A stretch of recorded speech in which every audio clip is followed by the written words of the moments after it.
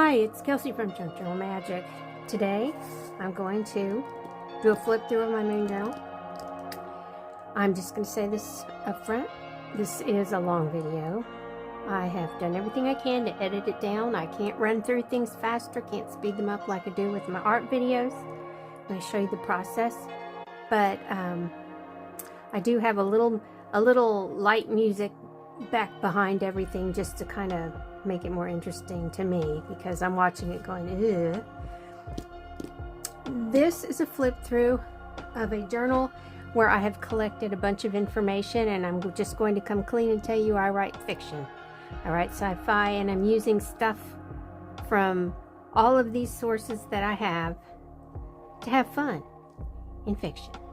I don't want to talk about it on this channel. This channel's for making stuff and having fun. Writing is different. Writing's a lone wolf sort of thing. So anyway,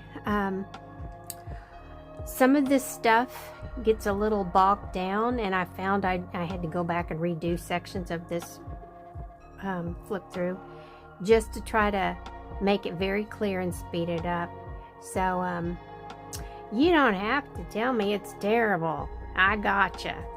I feel like I've been wrestling a big old python wrapped around my body for 5 days. This is day 6 of me trying to get through this mess. So what I'm going to do is just start flipping through and attempt to get to the end as fast as possible. Let's go. So this is really hard to show the entire thing. Let me see if I can adjust this just a tiny bit. There. Now, in no way, shape, or form is any page in here complete. I know that. But for the most part, these are basic layouts that deal with what I wanted to deal with. It's a little gator mouth. I kept trying to reduce that, and I think I'm going to have to remove that second signature if I want this to not be gator mouth. And I've even tried pulling out the dashboard, and I had a funny little card I made. It's still like that. So we'll see how things go. I've always been interested in personality tests, so there's some of that in here, and it's all tied together through the moon and energy, because if I remove the second signature, which is my story signature, that was in one of the process videos, it's back here. I've already removed it once and pulled out pages just to get them out of here, to debulk this book. I've debulked it 2 times. Isn't that crazy? I don't know if I'm going to. I think I've completed everything for the energy section so that I can show there's some logic to it, which is a problem with presenting this. So don't get flustered. If I forget something, I will probably come back to it at the end, because this is all connected. Anyway, this information is for me to refer to, because I've always been interested in astrology. I found this really cool gift bag. I cut it down. These gift bags are sold at Kroger. I cut it down. I made a pocket here. I used master boards I made with the remnants of things from various projects, and what I will call a celestial washi. I made some prints and used stamps to make prints and used all that stuff. So I made a cool large journaling card with the moon on the back, and it's got some fun kind of grid system here. It's just fun, and I put chart your course for the tab. So yeah, this is the first pocket. Now there's a lot of blank stuff in here, so I can go back and add more information, because I've only scratched the surface on all the sources that I was wanting to put in here. But one day I worked on this cover page, and I just started adding things, and it's Lunar Illuminations, our project name. So I went ahead and named the book that, Lunar Illuminations, because it's quite illuminating to me. And I just randomly found things, added things. Then I went in and doodled some stars and dots for stars and things. So that's my cover page. My next page is in no way, shape, or form complete, and I even left a blank page here to add more to, but these are my moon facts, just because how can you have a moon journal and not note some of the facts? And I'm not even going to read them, but I made these phases of the moon, and I took each piece, I ripped the pages down, and I sewed around them very, very messily, and I'm not happy with it at all, but I'm going to leave it. And I kept thinking, I glued the moons on backwards, and coming back and looking and checking, and I was just to the point I was going to rip it out, but I didn't. The last time I looked, they were correct for the third time, so they're staying. And there's some room here to write on. I wanted to remind myself not to forget to talk about building blocks, because the smallest geometric shape that isn't a circle, that is fundamental of the universe, essentially it's like the one shape you find everywhere. So anyway, that's the triangle, and I put these here, and I have one offset to the other in the sense that it's a square with a cut. I just wanted to have that there for visual. And the bell thing is about when the moon rang like a bell, when the astronauts went to the moon and they left, and whatever it was they called it that they left and had a piece that fell back to the moon, and when it hit the moon it rang like a bell for an hour is the first story. The second time it happened, it rang much, much longer, much louder, like a gong, for 3 hours, I believe. So that's what the bell is for. I haven't written anything in here. This is probably the page I need to go back to and add more. But here are Native American moons. There's 13 because a lunar month is 28 days, and you can fit 13 of those perfectly into the calendar, but they want to use solar months. But those are the moons. It's fun. It tells you about them. The one we're currently experiencing is the full worm moon. It's the blood moon. I don't know why this is here. I'll have to go see what's up with that. I may have gotten a weird list when I printed these out. It's irritating because I already glued it in. Okay, lunar lore. I just grabbed some stuff. It's little things like folklore about weather. If the moon show a silver shield, be not afraid to reap your field. But if she rises haloed round, soon will tread on deluged ground. When round the moon there is a brawl. Oh, this one's Scottish, so I have no idea how to say that. B-R-U-O-H. The weather will be cold and rough. Rough, it must be bruh. When round the moon there is a bruh, the weather will be cold and rough. The moon with the circle brings water in her beak. Oh well, and it's not just British stuff, but I grabbed a few things just to have them handy, because why not? It's fun to read that stuff, not that we ever really pay attention enough. So this was a piece of a cover from a paper pad. It had sparkly stars. It says Star Traveler, and then Voyageur, and whatever. I must have cut off some letters there. I'm sure that's French. So, let's move along. This is just a pocket with a window. Here's another piece of that gift bag I kept, and I went around and played, and this was a illustration from a children's encyclopedia, and then I just stamped a bunch of stuff, sewed this little bit, and added some washi. It just kind of filled in the whiteness. I don't like to go in and collage on envelopes. To me, it's just like, I could be doing better things than that. So I just added some things to kind of cover up some of the white. Then I have the page, and when you watch the process video, you'll see that this thing was really hard to make. But basically, it's a moon cycle gardening wheel. It's only one piece of the two pieces, the two circles that move like a computer to tell you when to do things. Yeah, this doesn't function, but I had bought two. They're packed away. I don't know where they are in my 60 to 80 boxes of books. So I just sketched one and put it in here for fun. But you plant, this was a stamp playing around with the old spelling of planting, and here's some constellations that I embossed on there. and some little bits and pieces of stuff. But this is basically my page of gardening by the moon cycle, because the moon has energy. It does. It says here, oh, during the first quarter moon, you plant anything that produces above ground. It has edible parts above ground. Let me see. Rising vitality of the moon with the new moon. You cultivate and dig fertile time coming. You only sow grass seed, and you do odd garden jobs. Oh, this has fast germination during the full moon right now. That's when you only cultivate, because of spindly growth with fast germination. But there's a lot of difference in the amount of energy from the moon. So that affects planting. So I have my wheel. It's also the same information that they used to create the Farmer's Almanac. This was from a reproduction. I took it apart and I've used pages, but this first page I kept, I don't know why, and now I can put it in here just as a reminder, because there's another little calculator that you can use. It's the Clyde's calculator. I put it in the process video when I showed me pulling my hair out making this thing. I also took a lunar calendar for 2026. Here it is. You can see the phases.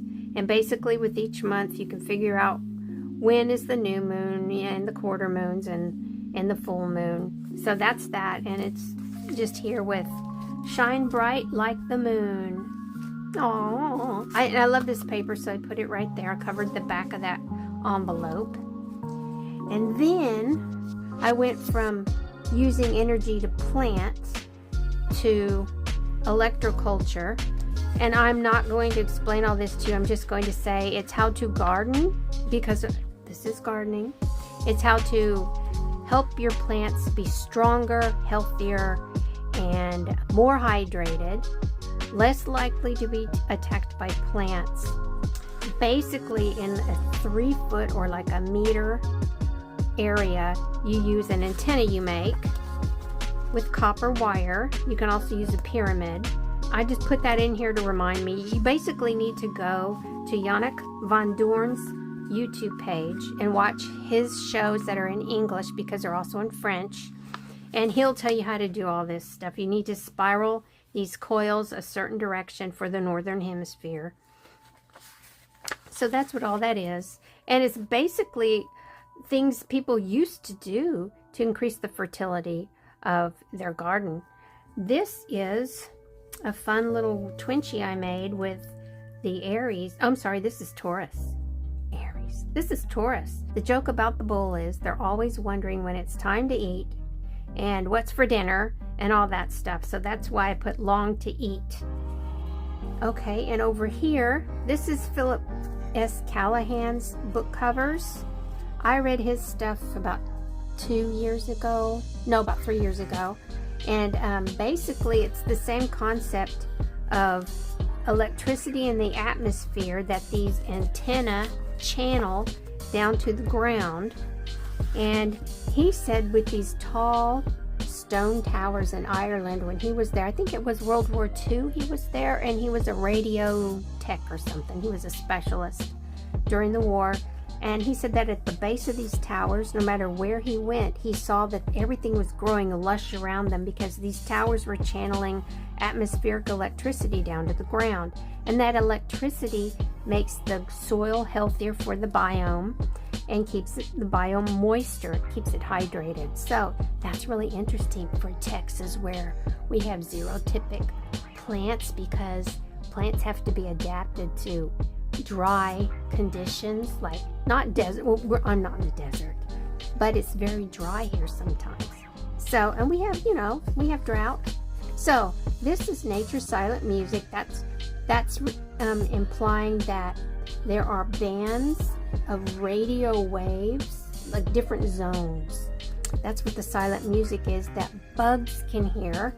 And when you get to this book, he really focuses on what the bugs are doing with their antenna and how you can create zones around your plants, like a bubble where the bugs will just fly right over it, and they can't pick up the scent of something wrong with the plant, so they ignore it. I was like, that's so cool. And then, of course, paramagnetism is the magnetism in rocks and little bits of rock in the soil. Yannick Von Doorne talks about that a lot. He's got a book on paramagnetism too. And then I just had this basic introductory cover. I did not read this book, but I thought it's a good reminder. And if you were looking at this page, I could say there are introductory books, but you don't have to go get an introductory book to learn about this and to grow healthier plants. You basically can listen to Yannick Von Doorne's channel, and there are lots of people who've interviewed him for 1 or 2 hours. So beyond growing plants, the moon also affects personality. I guess the best way to explain what's going on here is, we associate the pull of the moon and the sun and the planets on Earth as gravity. So we'll just say gravity is the force that affects us by the moon, especially since the moon is the closest thing to the Earth. It affects the tides.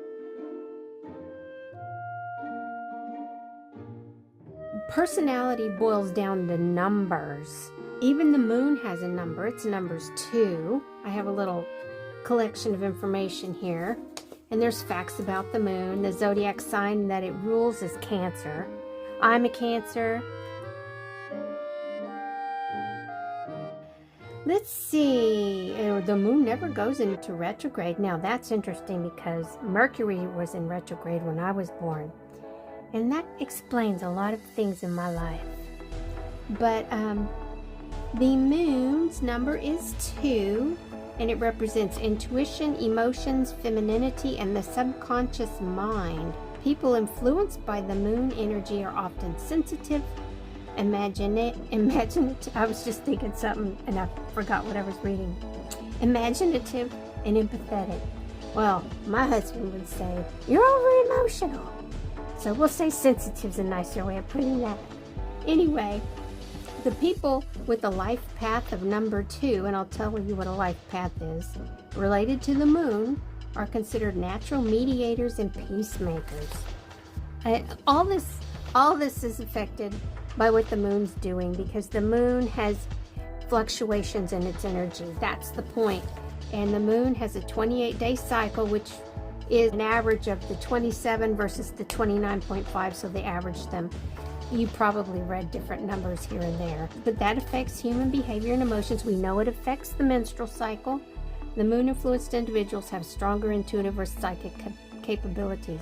And the balance, it says, in numerology, the moon represents the need for balance between logic and emotion. That's interesting. I'm not going to go into what I think all the time. So yeah, that's interesting. But that's all about the number 2.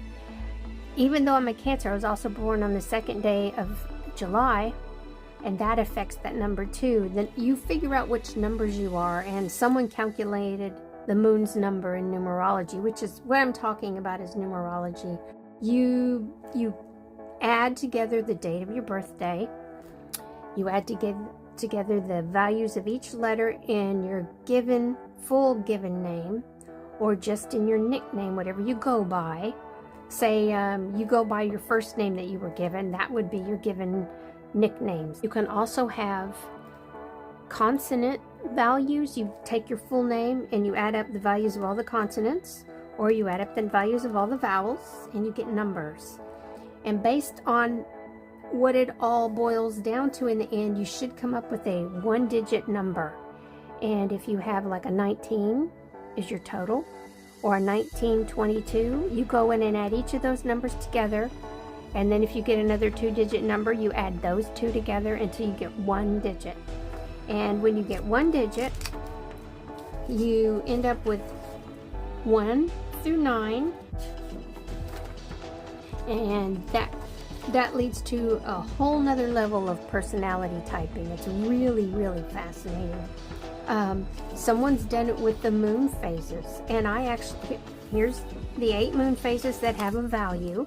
I don't know what those values are. I only know which one they're talking about and the characteristics of those people born under that moon phase. So I typed in the day I was born, and it said I was waning crescent.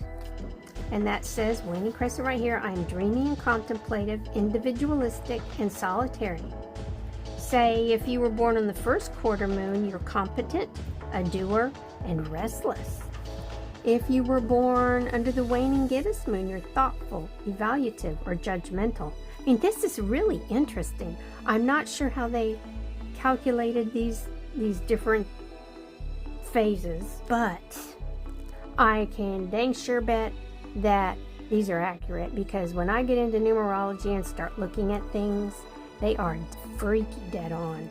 And I have some fun little things about numerology that I gathered from the internet. This was a pretty paper. I did not realize, because I was overwhelmed with the beauty of the colors. There's a B in there. There should not be a B in numerology, because I'm going to tell you how to find this information out about yourself if you're interested. But I looked, and I'm not so certain about these, but this is more like it's not Myers-Briggs, but this has like the label of the type of person you are, and I haven't gotten to that point. But with numerology, I have this list here, 1 through 9, and it tells me everything I need to know.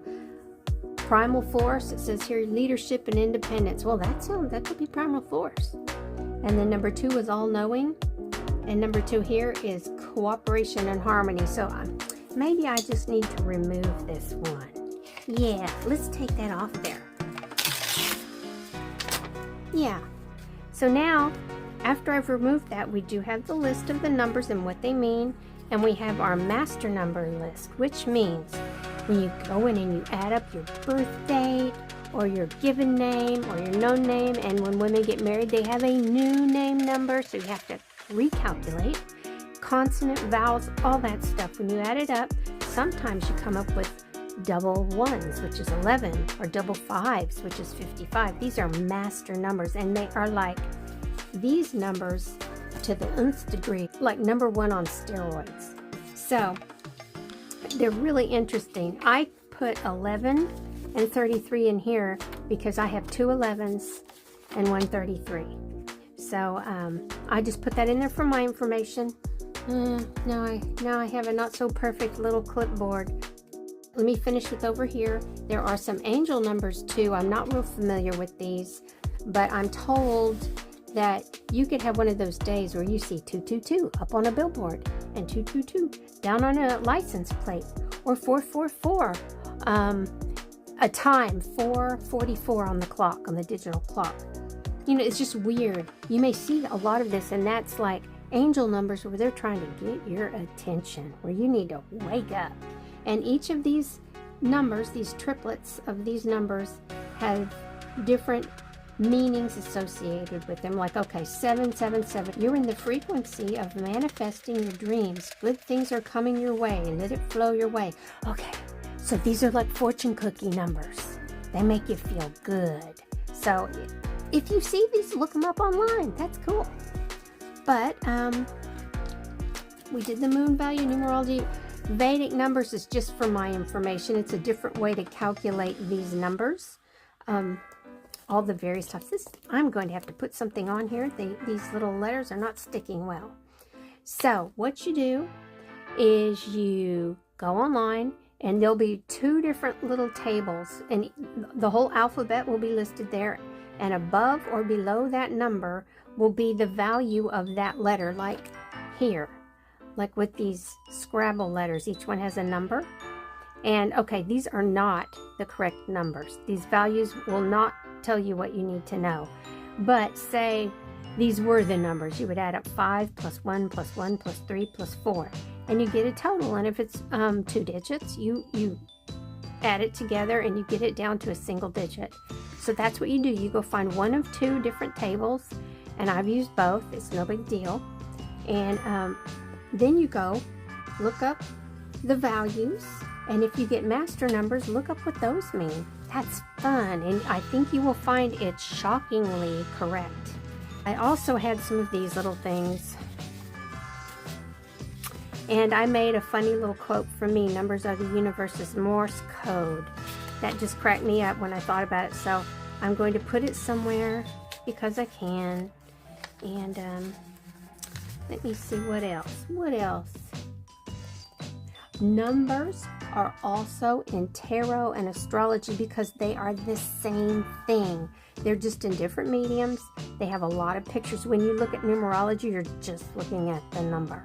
And it's very hard for me to remember what's what because that number doesn't tell me much.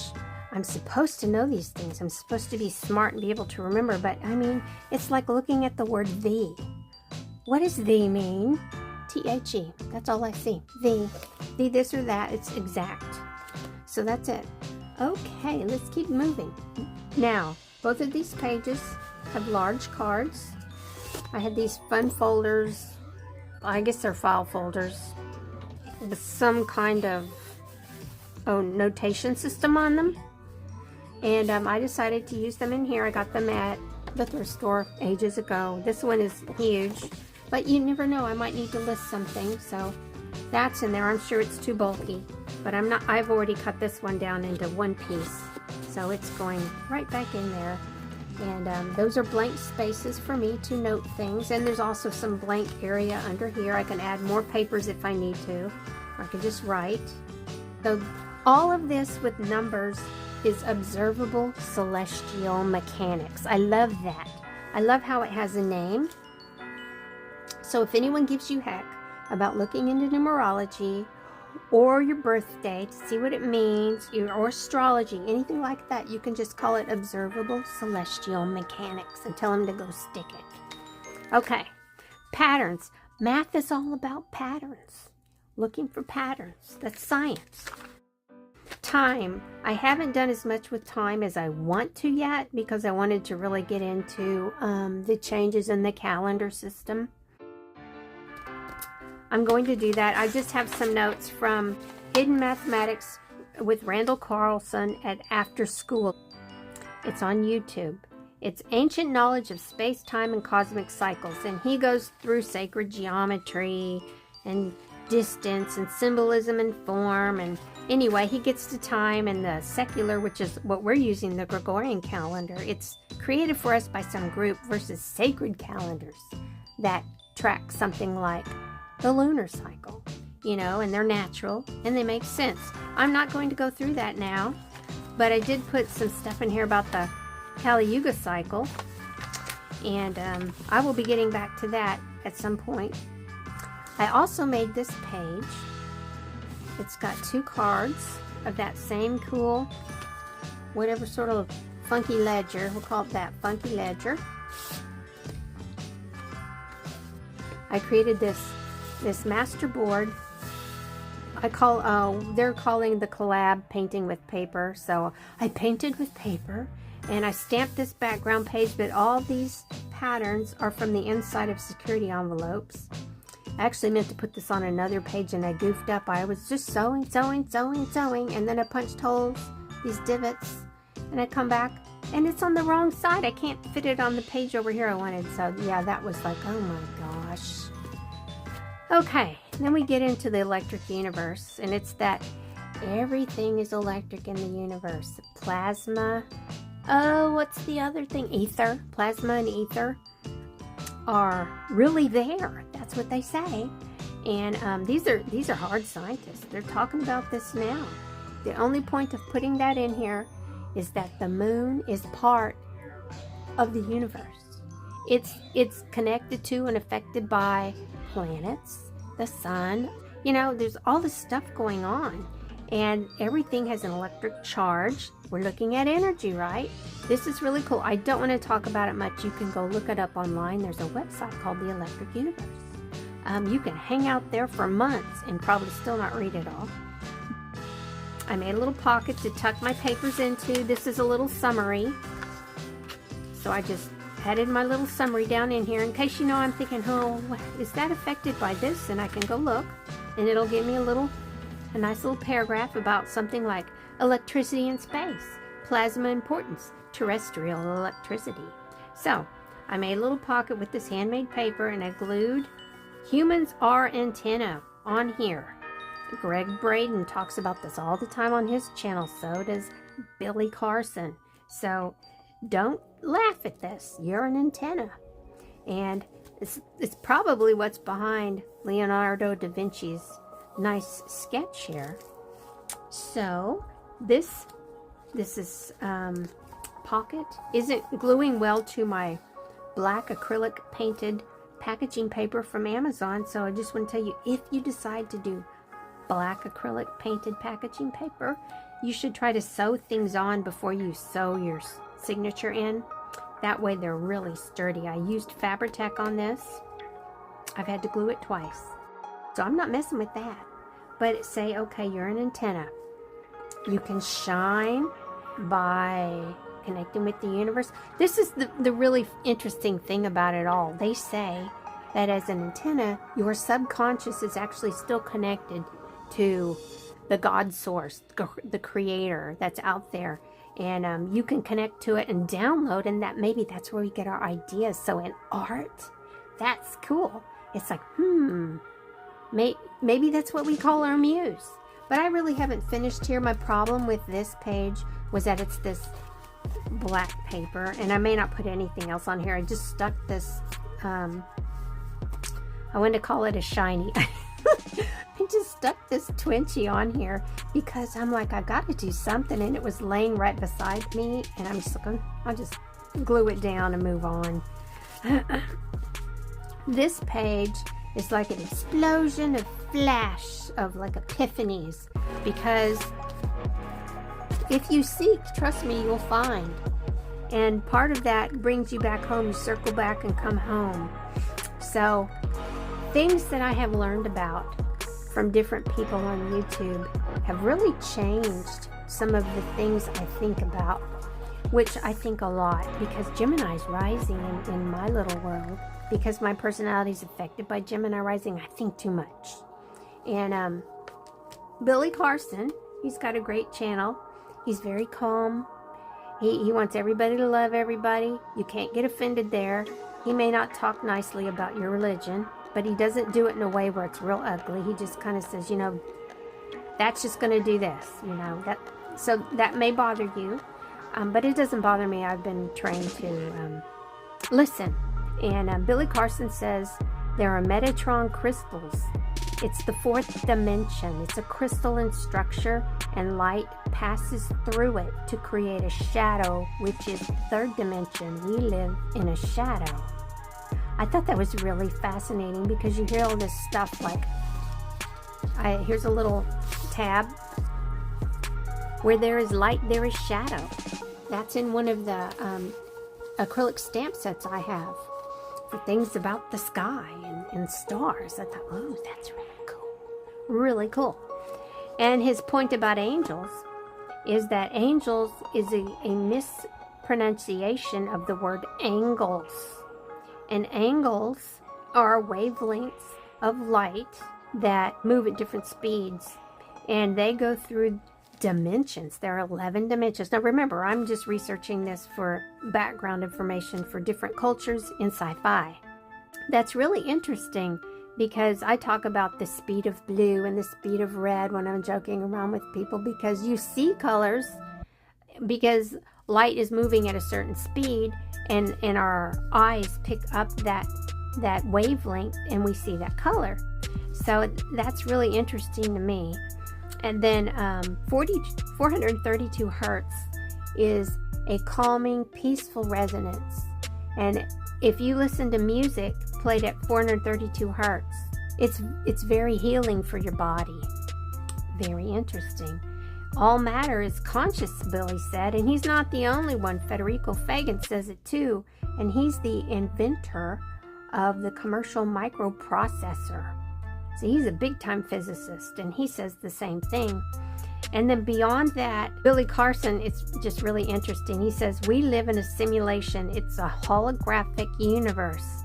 And it's like, if you think about humans being antenna, our soul is energy that hits our antenna and populates our body.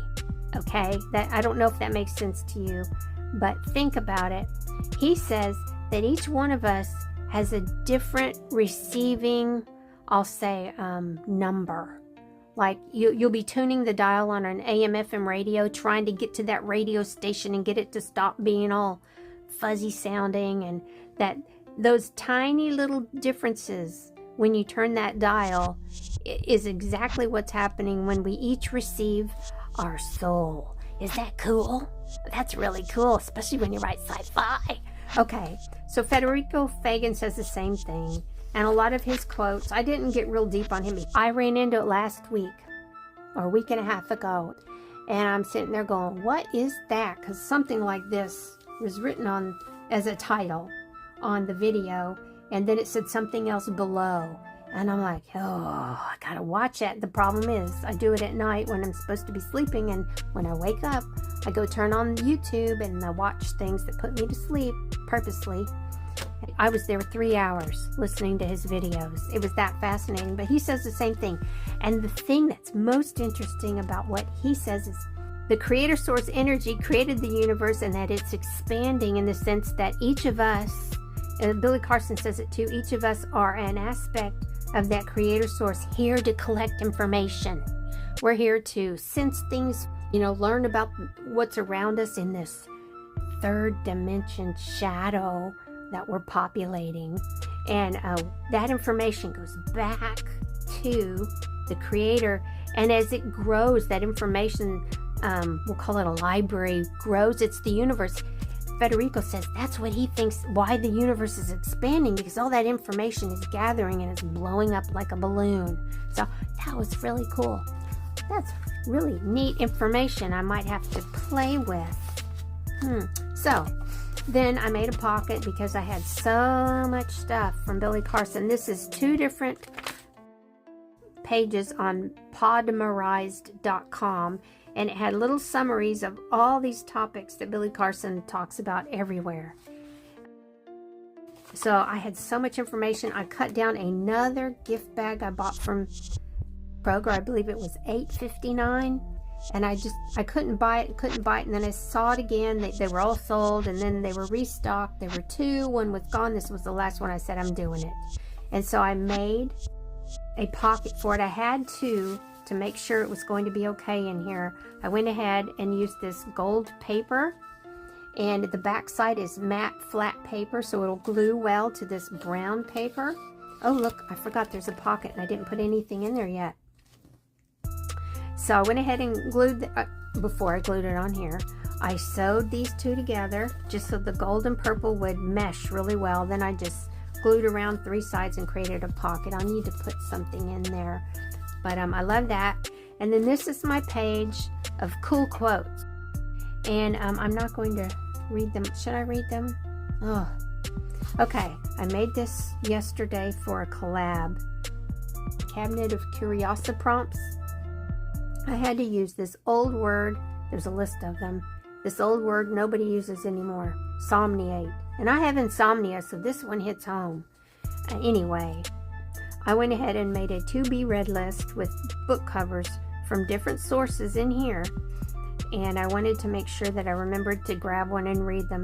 Anyway, I guess I'll read some of these. The darkest nights produce the brightest stars, and there's Ralph Waldo Emerson's When It's Dark Enough, You Can See the Stars. It is not in our stars to hold our destiny, but in ourselves, William Shakespeare said. There is stardust in your veins. We are literally, ultimately, children of the stars. Jocelyn Bell Burnell said that. And the rest is rust and stardust, because everything oxidizes if it gets in a nice oxygen-rich atmosphere. That was Vladimir Nabokov. I can't even pronounce that. But, oh, here's a pocket. Nothing's in there right now, but I wanted to put this back on there. And then over here we have stars don't disappear. They keep blazing even when the night is over. Kigo. Imagine that's Japanese.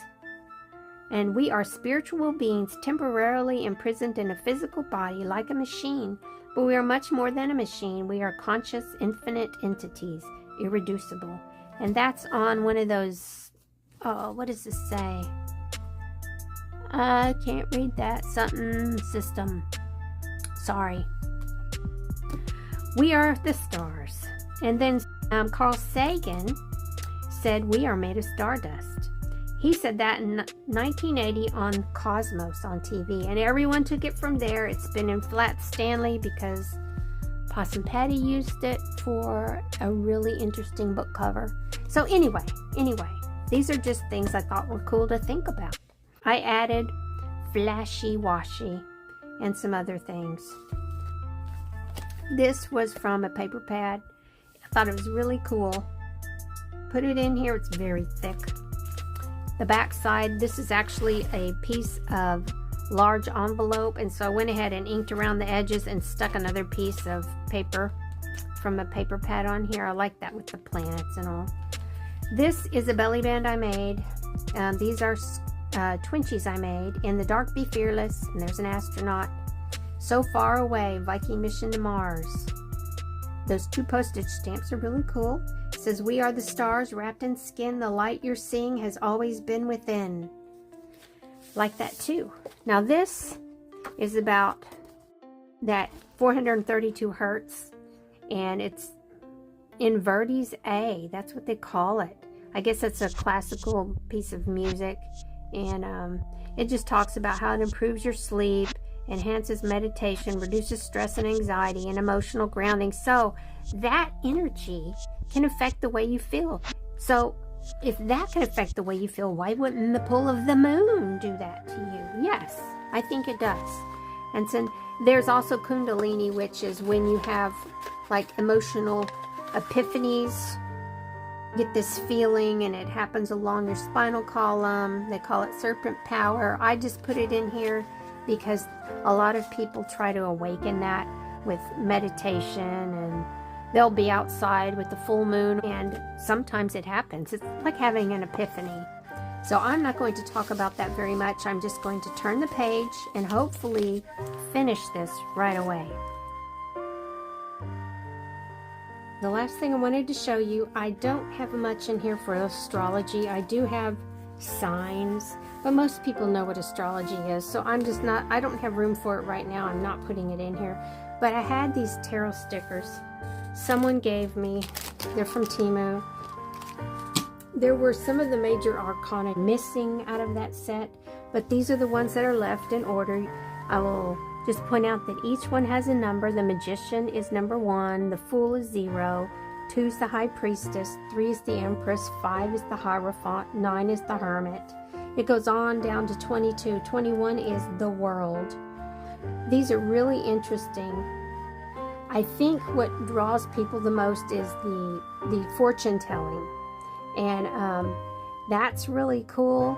I have had some strange results just testing it, but I find that this is a medium in which there are pictures versus just a number, and you can take, some of these have double digits like 10, that'll reduce to 1, you'll add 1 and 0 together. So that's what you just do with those. So this goes back to the Magician, unless you want some other information, say with fortune telling.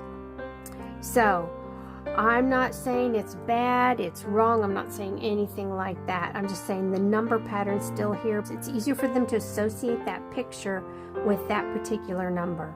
And you can have values like 18. The Moon, it says fear, anxiety, fear, illusion, insecurity, subconscious. And reversed means upside down. When you lay it out, it's upside down. That means confusion, release of fear, and unhappiness. I mean, that is 9, and 9 here's the Hermit, introspection, and I associate the number 9 with the spiritual number in numerology. So introspection is upright, we're standing like this, compassion, control, courage, patience, and strength, but reversed, upside down, lack of self-discipline, self-doubt, and weakness. So these are very interesting, and how they fall when you lay them out really affects what's going on. Now, I was like, how in the world do you buy into this? And I finally found a book. I cannot tell you what that book's called. It's in my boxes of books. But the first chapter talked about how all this is that meaning that I mentioned. But when you shuffle the deck and you lay them out, that's the best possible solution / option the universe is going to give you. And I think that's interesting because that doesn't make it the answer, the solution. It's the best choice. That's really interesting. So anyway, those are the numbers. Your birth number, your life path number. When you add up your birthday, I believe that's the life path number. That number tells you which card you are. So I'm a 5. I'm the Pope. I'm the Hierophant. I don't know if I like that. But yeah, that's me. And if you think any of this is crazy, just know Carl Jung's thesis was on tarot symbolism. So modern psychology is built on that. You know, I don't hear people poo-pooing Carl Jung. I didn't take much psychology in college. Anyway, if you think modern psychology is hogwash, then you probably don't care about the symbolism here. In the back, I had to remove all but this one set of pockets because it was just too gator mouth. I do have a card that's slim and will slide right in. There will be another one in the other pocket. And this will probably move to my companion journal I've made for the rest of what I'm going to do. And I have a feeling that that companion journal will turn into a third journal that's an additional companion journal. But that's for the night sky and stories associated with all this stuff. But this is just basically how to calculate numbers associated with your birthday and your name, to kind of see where you fit in, because the moon fits in.